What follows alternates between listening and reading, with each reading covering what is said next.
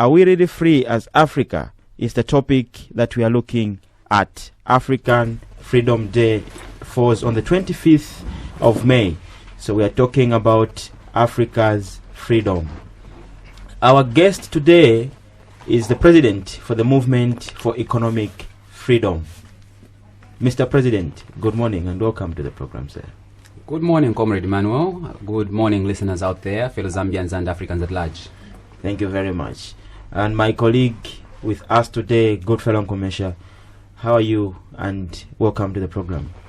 Good morning, Emmanuel, and thank you so much. I hope you are also fine, and I hope you can also feel the experience and even the atmosphere of freedom in as far as we are trying to celebrate freedom today on the 25th of May.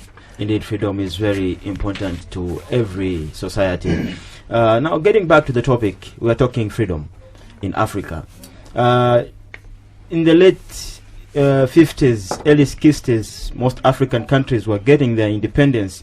Of course, that is political independence. And they were ending their liberation struggles. And today, we are seeing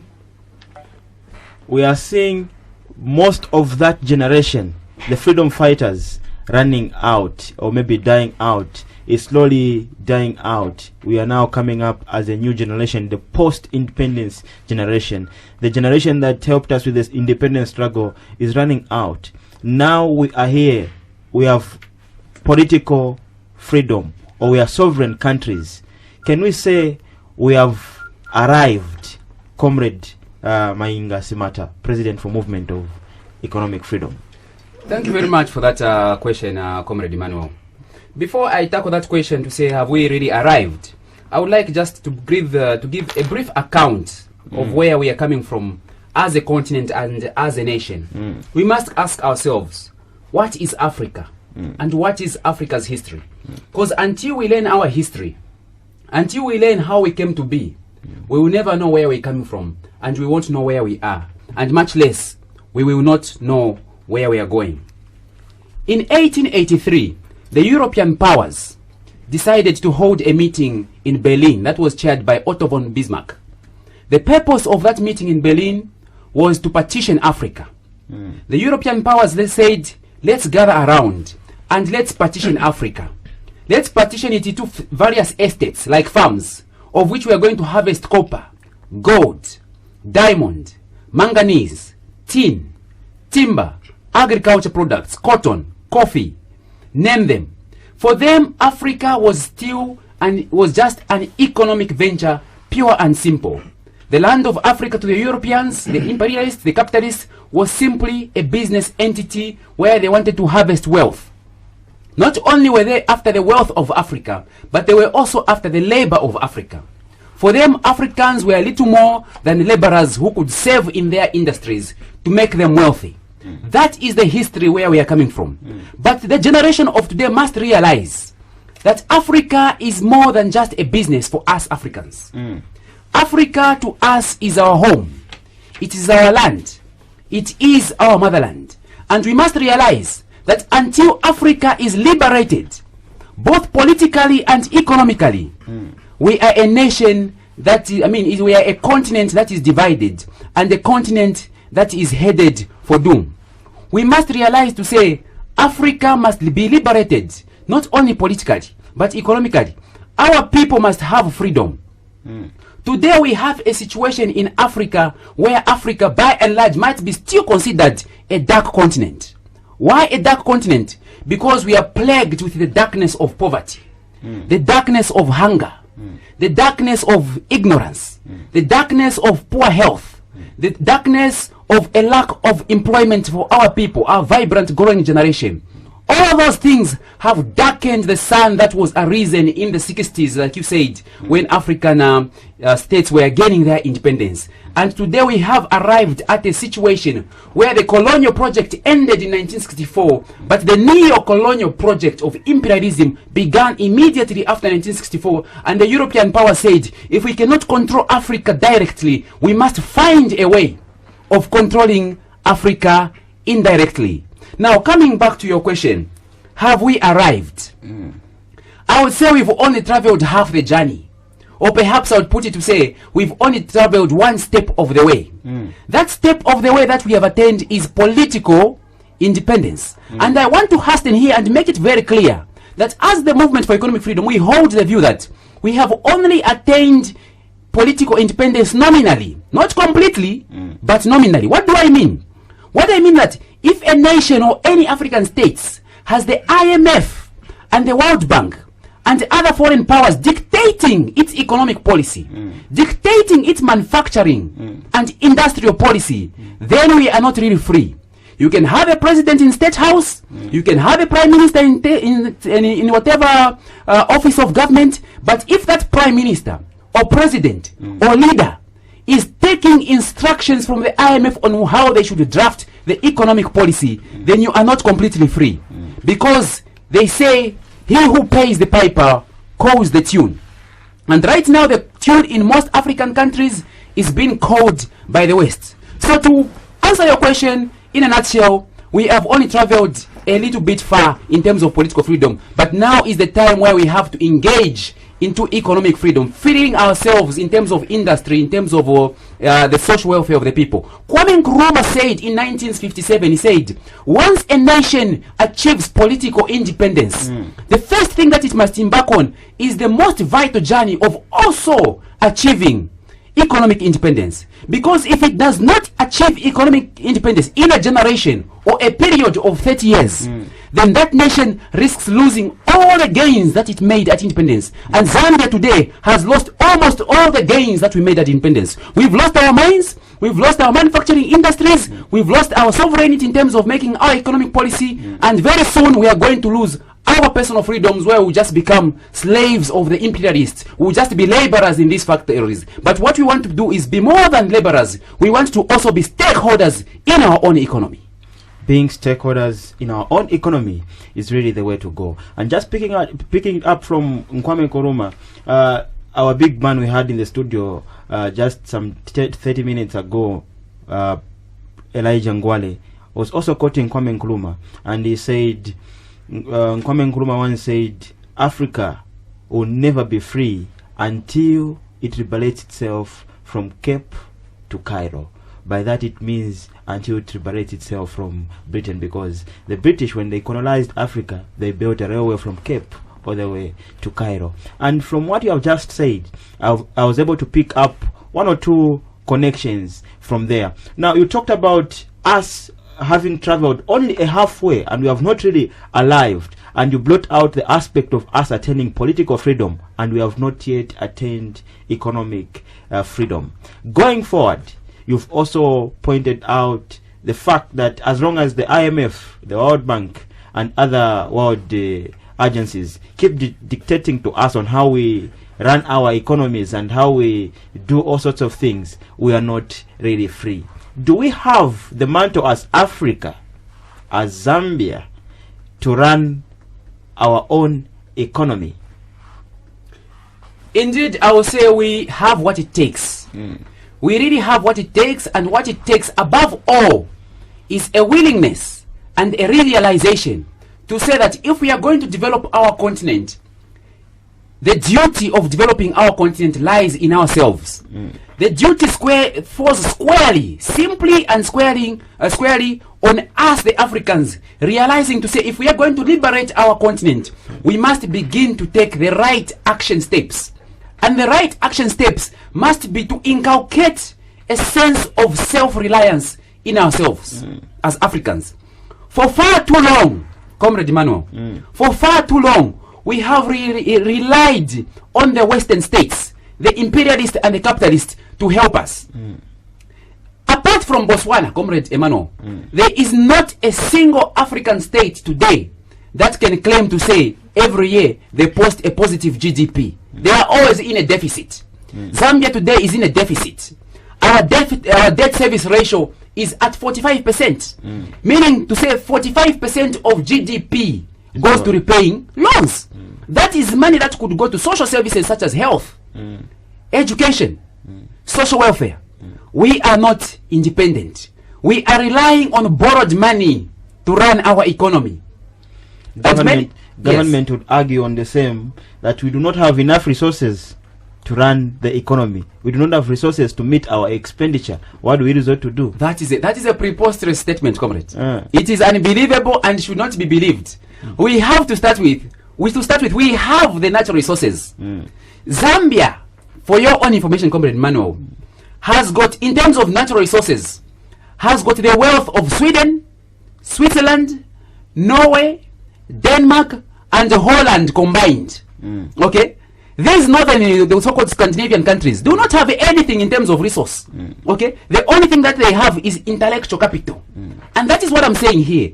We have to begin to develop intellectual capital. Not capitalist intellectual capital, but socialist, Africanized intellectual capital. We must begin to educate ourselves in the means that can liberate us. We must move away from a Western style type of education. What am I talking about? The Western type of style of education will only educate you on how you can save your role, play your role in the World Bank, play your role in Standard Chartered Bank, play your role in Lafarge Cement, play your role in Zambia Sugar, which by the way is not even Zambia Sugar. It is Ilovo. Okay?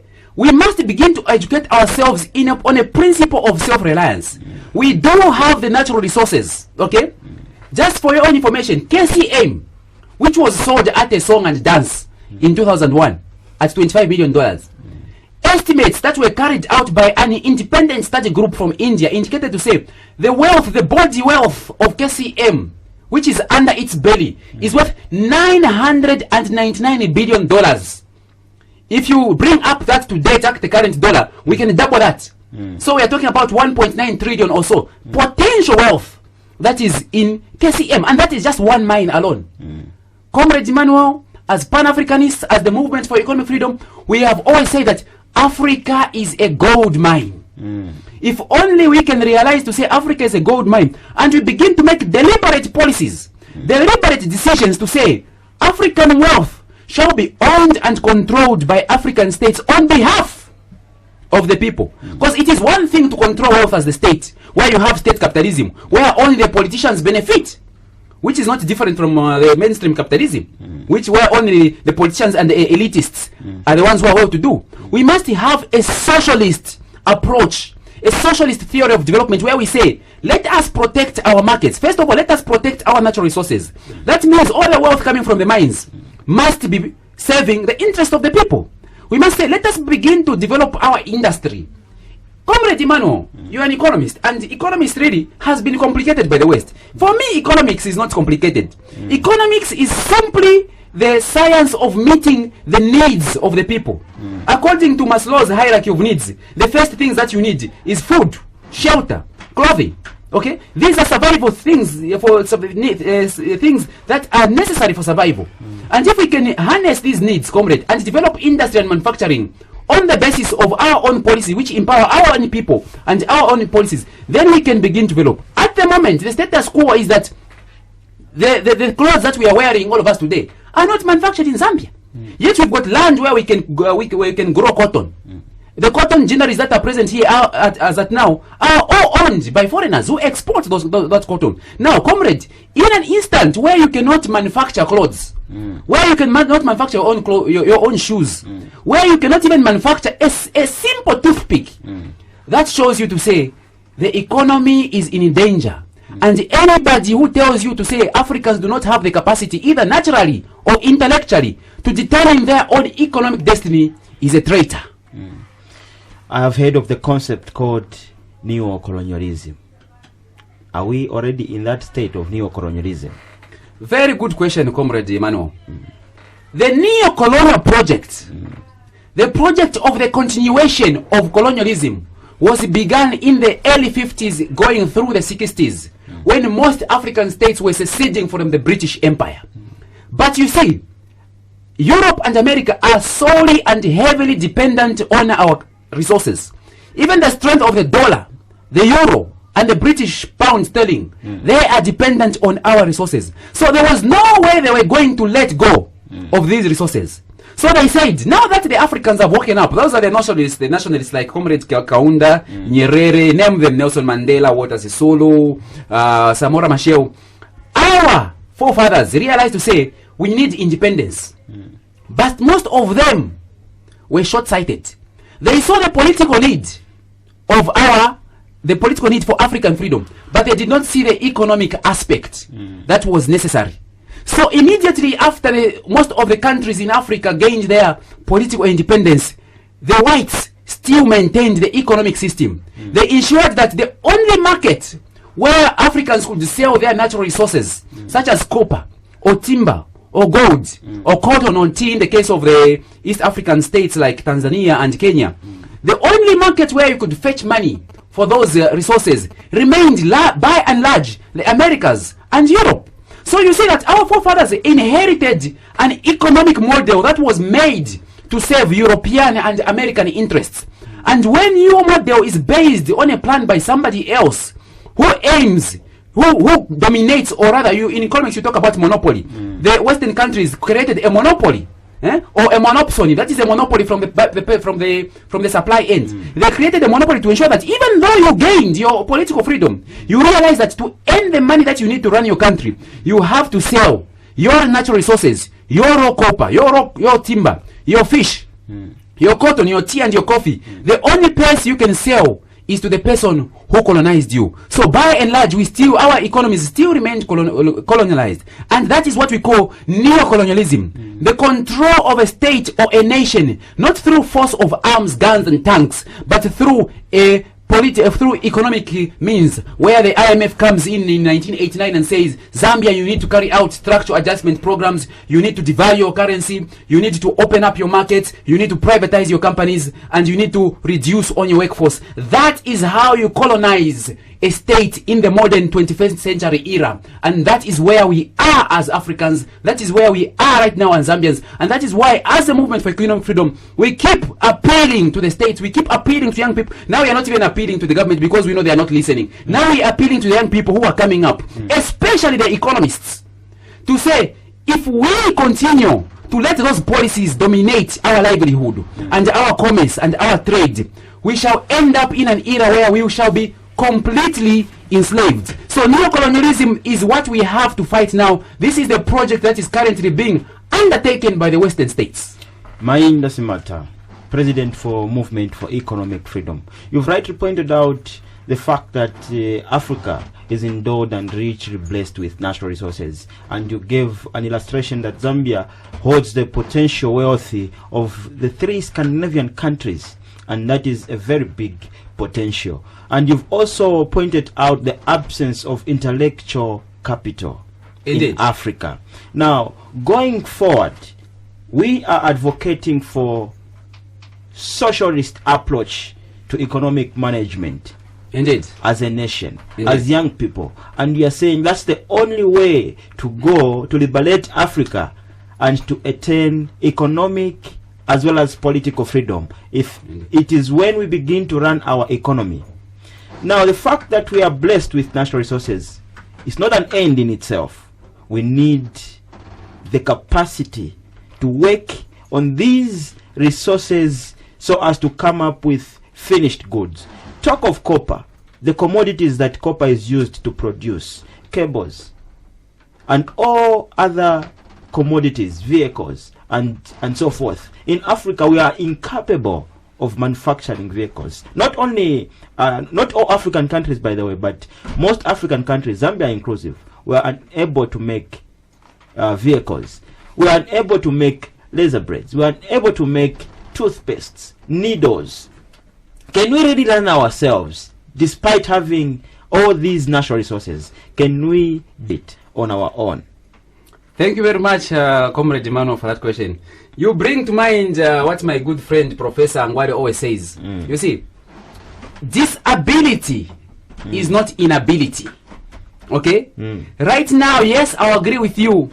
Our economy, our manufacturing industry is almost non-existent. It is disabled. But disability is not inability. Therefore, as a young generation of upcoming intellectuals and revolutionaries, we must turn that inability. It is our duty, an inalienable duty. We cannot run away from it. It is our duty to turn that inability into a capability. It is not going to be easy. It is not a battle for the faint-hearted. We must make difficult decisions. Decisions that will put us in jeopardy of breaking ties with institutions such as the IMF and the World Bank. But we must make those decisions. We cannot move forward by moving backward. We cannot move forward by being afraid of what we must do. We must make the decisions that will lift us out of this state of inability. What we have to do, comrade, is to uphold the values of socialism. What are the values of socialism? Socialism is very simple. It's not a complicated science, like some Marxists want to tell you. Socialism simply means we have to rely on our own people, we have to rely on our own policies, and we have to rely on our own resources.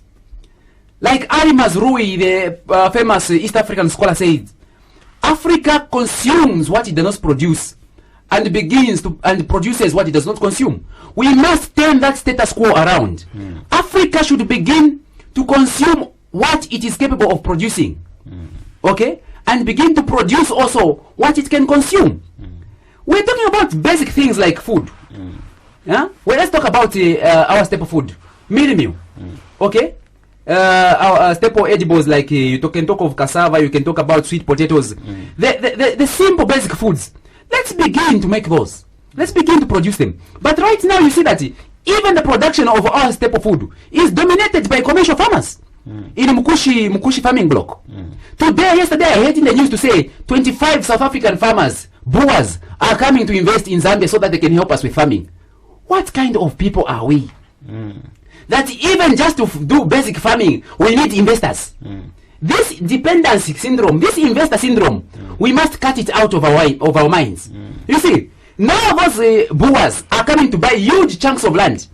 And now they are going to employ slave laborers on those farms. A brewer, ask the South Africans, ask Julius Malema. He will tell you what kind of persons the brewers are. Brewers don't count black people, Africans to be people. Okay? Then to them, Africans are children of a lesser god. Themselves, they pride themselves as being a superior race. So if we are going to invite farmers, 25 commercial farmers to come here, we might as well lose the entire northern province. Okay? They begin to farm and they begin to exploit us. And what they are going to grow, mark my words, is not something that the common man in Mississippi, Chawama, or John Lane, or whichever compound you can dare to mention, they are not going to benefit from what is going to be produced by a commercial farmer. Because a commercial farmer is a capitalist, and the first priority of a commercial farmer is to make profits. That's why you are seeing maize shortages in Zambia. That's why you are seeing the price of minimum rising, because the whole entire business of maize agriculture production is being governed by capitalists.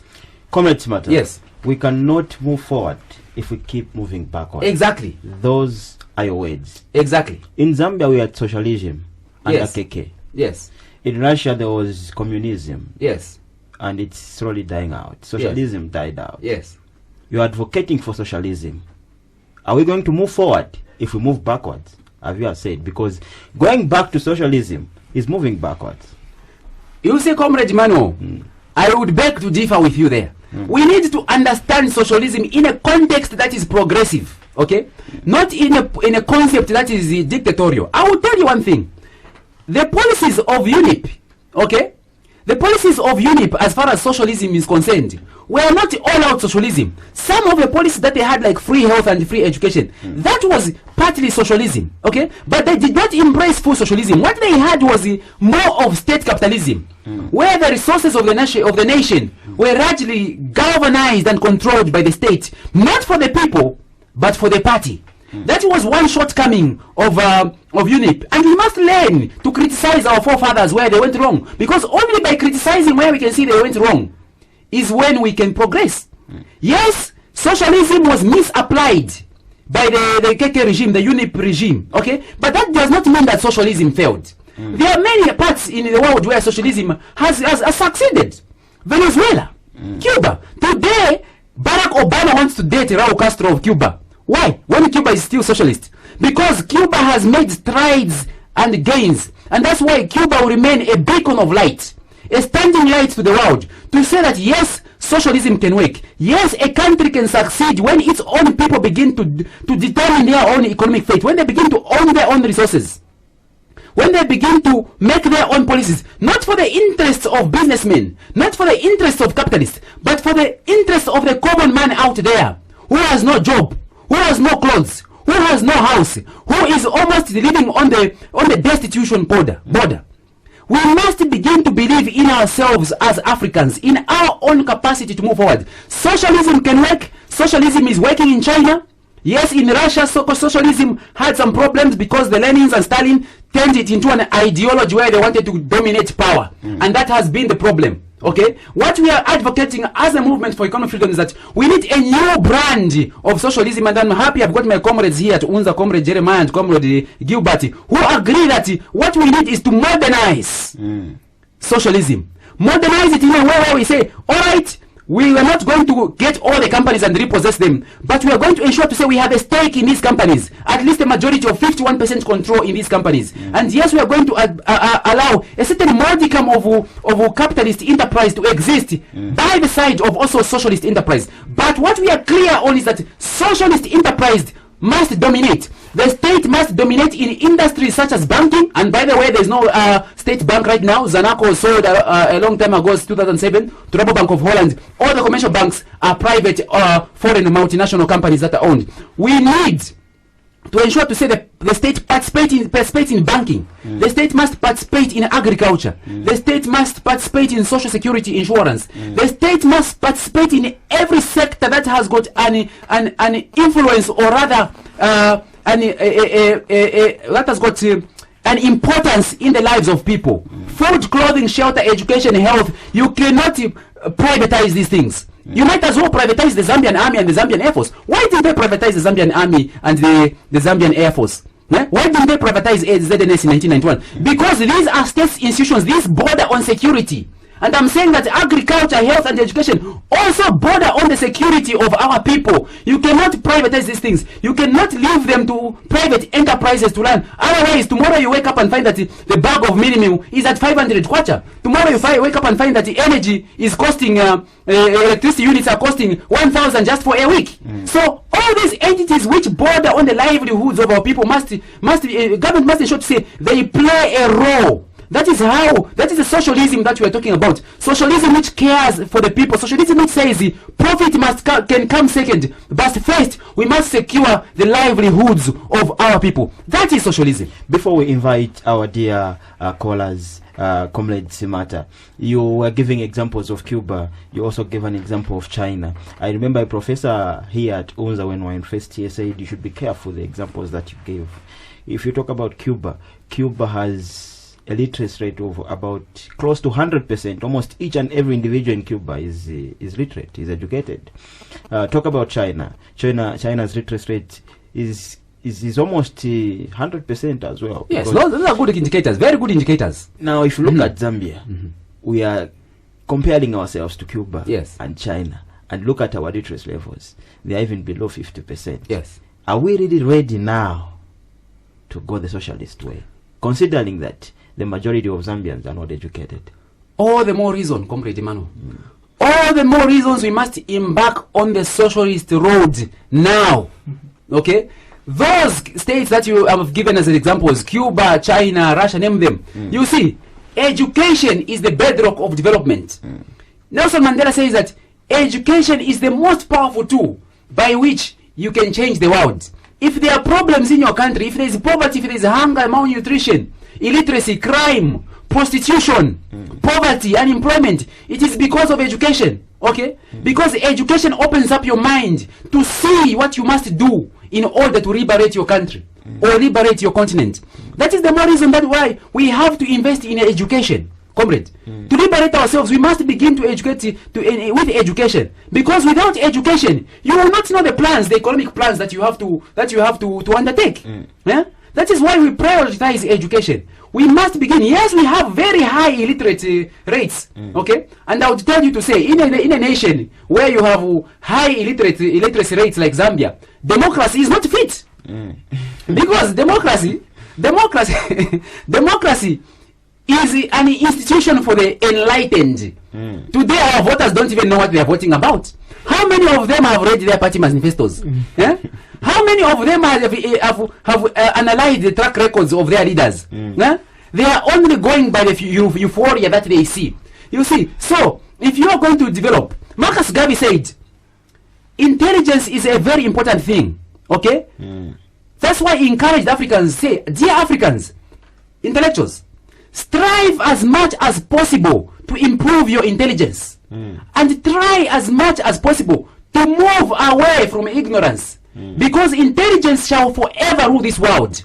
Intelligent people shall forever, whether they are good or bad, intelligent people shall forever rule the world. And ignorance shall forever carry the burden. So if we don't improve our education, our intelligence, Zambia shall forever carry the burden of neocolonialism, the burden of capitalism. That is why we must invest in education. Education which is not education so that I can have a mansion, a Range Rover, a big fat bank account. No. It is education which helps you realize to say that as a citizen of Zambia, as a citizen of Africa, you are duty bound to examine the status quo, examine how your people are living, examine how your nation is being run, and say, this is not good, this is good. Let us make policies, let us make rules, let us make laws that will ensure to say that we develop. Not development like roads. No, roads is not development.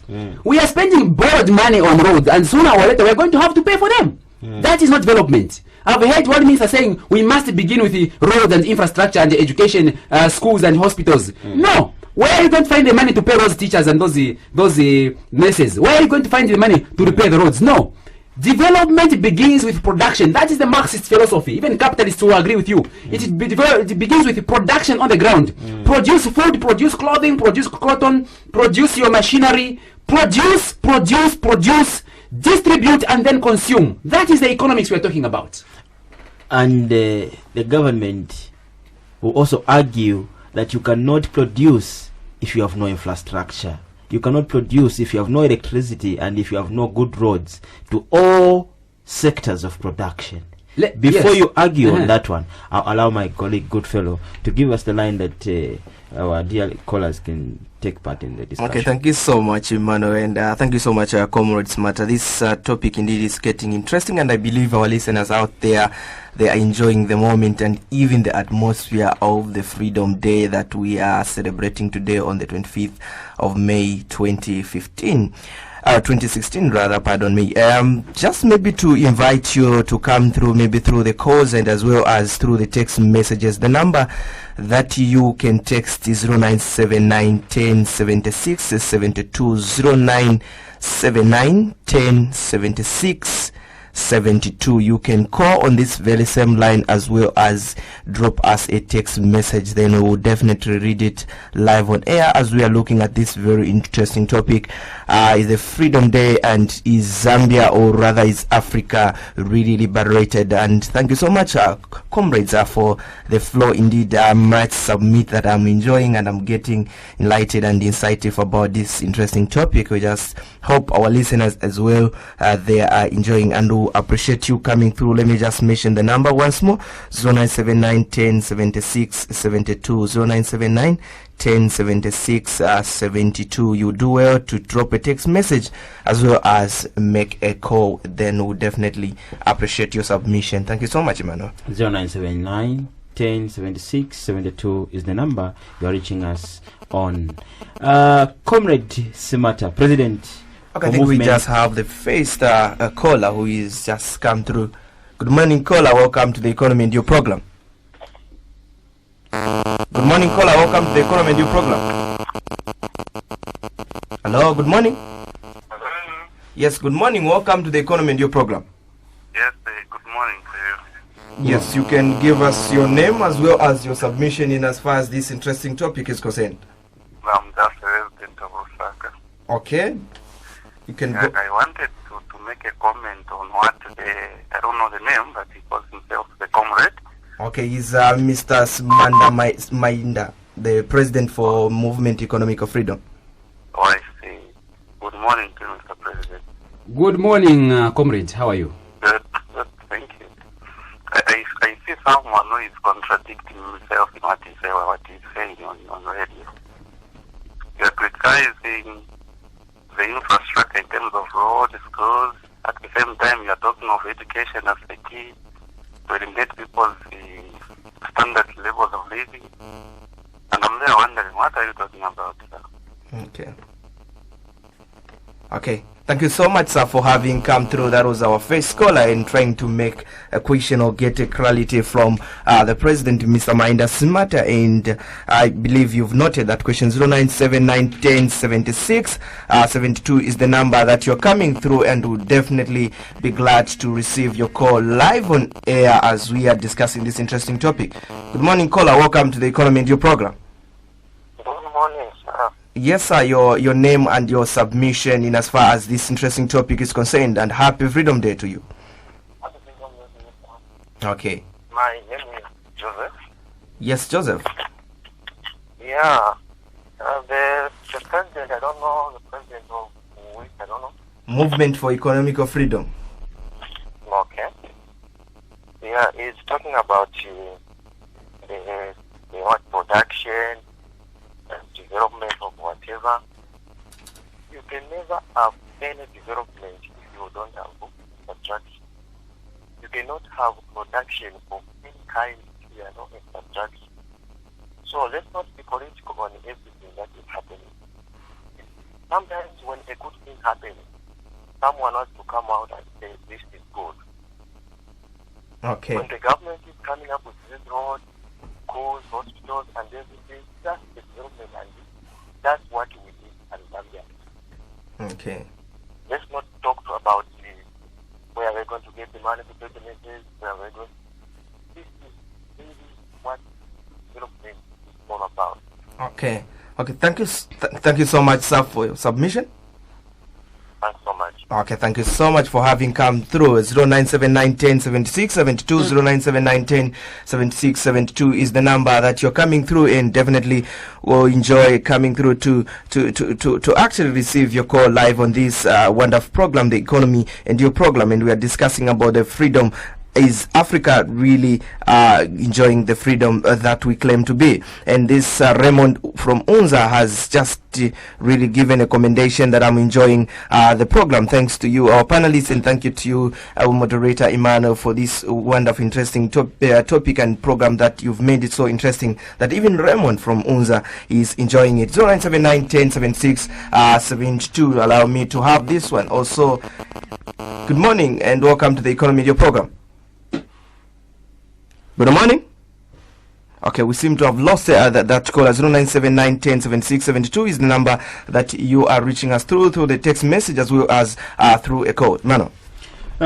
Comrade Simataa Mainda, President for Movement for Economic Freedom. The first two callers seem to agree with me that you cannot develop if you have no infrastructure. Since you said all development begins with production, then I countered that by saying you cannot produce if you have no infrastructure. And the callers seem to agree with me. What's your take on that self-contradicting statement that you made? Thank you very much. I will not say I'm contradicting myself. I believe to say the contradiction actually is in our development theory. Now, there are people there who are calling like Mr. Joseph and the other caller. They said you cannot develop without infrastructure.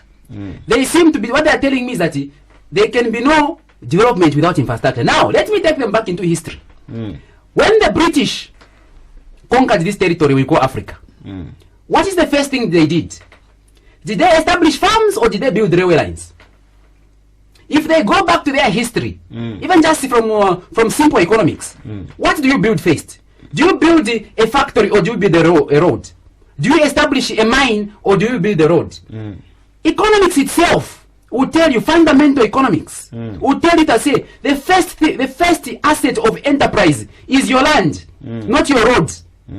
The first enterprise is your skill, not the means of distribution. What they are talking about is the means of distribution. And when they say infrastructure, what do they mean infrastructure? They should tell me maybe the manufacturing facility. Yes, I'll agree with them. But here they are talking about roads, they are talking about schools and health facilities as infrastructure. Talking about schools, comrade. Permit me a little latitude. Let me just finish on that. Okay? The first thing that you need is production, the entities of production. When the British, when the Spanish, and when the Portuguese came into Africa, they did not build a railway line or a road. No, they established farms. They established farms in East Africa. Okay, when the De Beers came into South Africa, they established mines, Kimberley mine.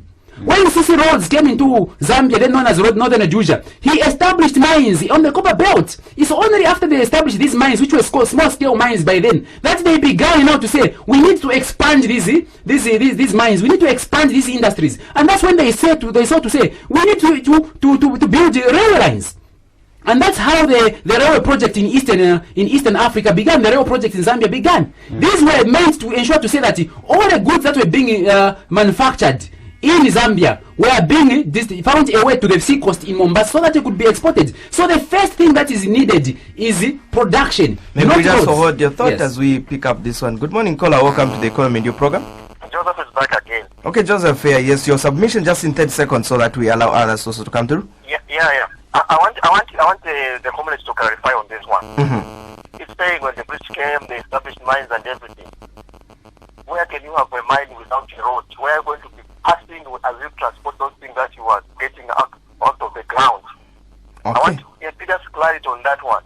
Okay, then thank you so much, Joseph, for seeking clarity from the comrade Mainda. 09791107672, 09791107672 is the number that you're coming through a text message as well as through a call. Brother Mainda. Thank you very much. Thank you very much, Comrade Joseph. I wish you were on the panel. Or maybe after the program you can get my number so that we can debate completely. You see, Comrade Joseph, what I'm saying I'm not saying that roads and railway lines are unnecessary. Okay, let us just take a call here. Comrade. Welcome to the Economy View. Okay, you can kindly reduce the volume on your radio set. Okay, we seem to have lost this one. 09791107672, and make sure that actually as you call in, you have your volume reduced on the radio set that you are actually listening to. 09791107672 is the number that you're coming through a text message as well as through a call. Comrade Smart. Thank you very much. Comrade Joseph, like I was saying, and the other gentleman, I am not saying that infrastructure, I mean in the terms of roads and railways, are unnecessary. What I'm saying is that they are secondary products, okay? Roads and railways are not productive ventures in themselves, okay? In economics, the first thing that we talk about is production, means of production. After you have the means of production, that's when now you need the means of distribution, which are roads, rail lines, shipping, and airlines. These are in commerce in grade 12, you don't say these are aids to trade. So before we can build the aids to trade, we first need to establish the trades, and those are the factories and the entities, the plantations and farms that I'm talking about. First the production, then the distribution. Let's pick up the last call because we're running out of time. Hello? Good morning, caller. Welcome to the Economy View. Yes, good morning. What you are saying, that's the true story. Okay. Yeah, I commend that. Thank you very much what you are saying. That is true. People speaking like that, continue doing like that, brother. Okay. Thank you. Thank you so much for having come through.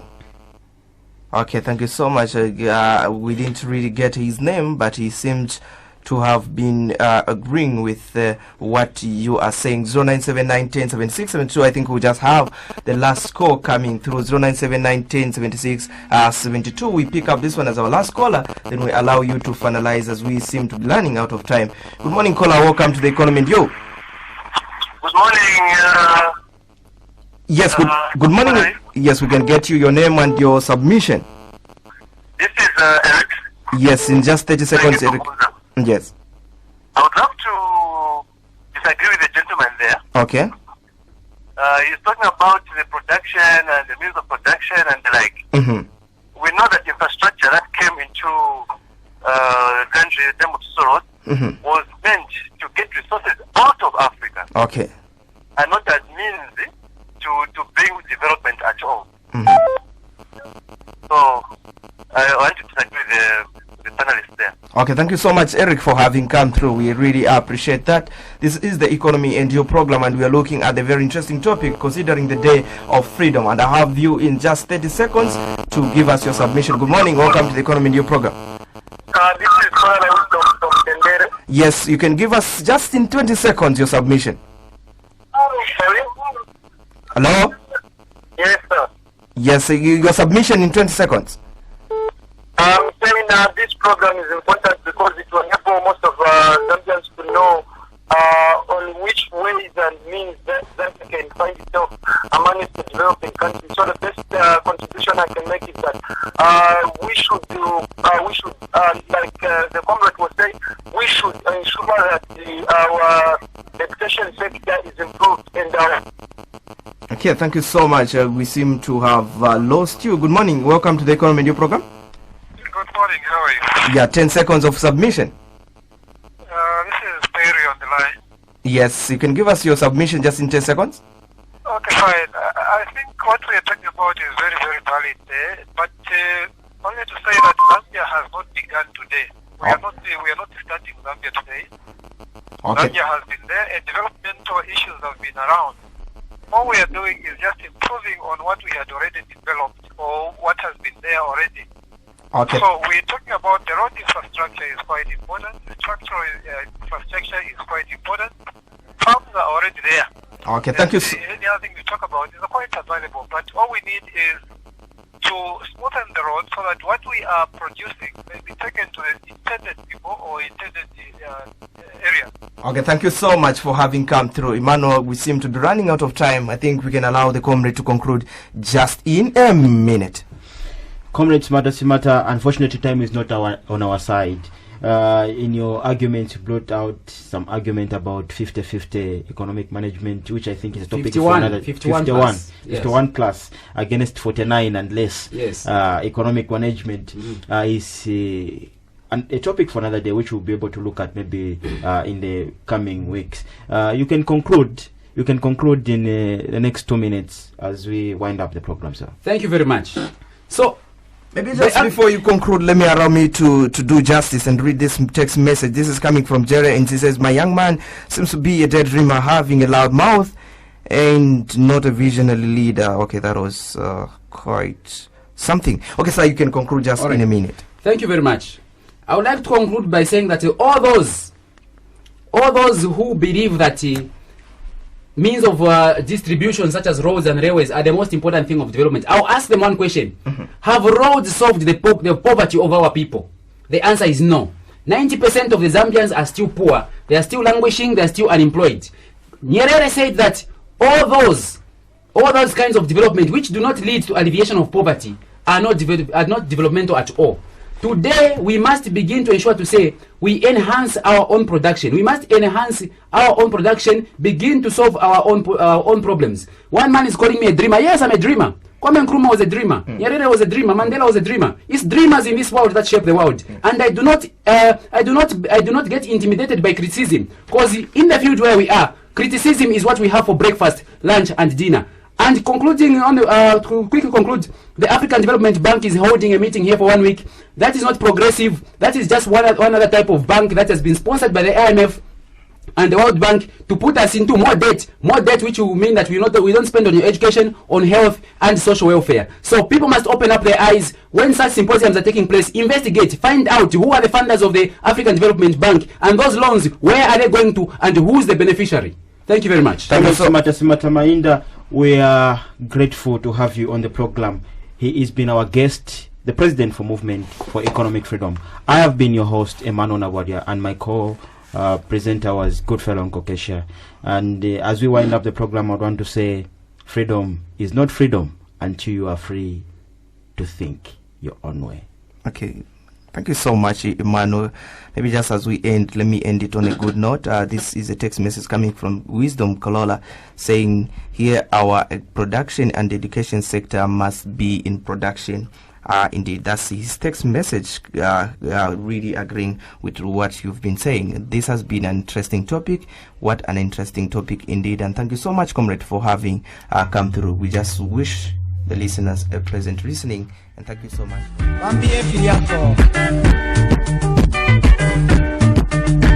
Ekyo mwebudde otule emirombo okuzira mu kiteeko kino kwena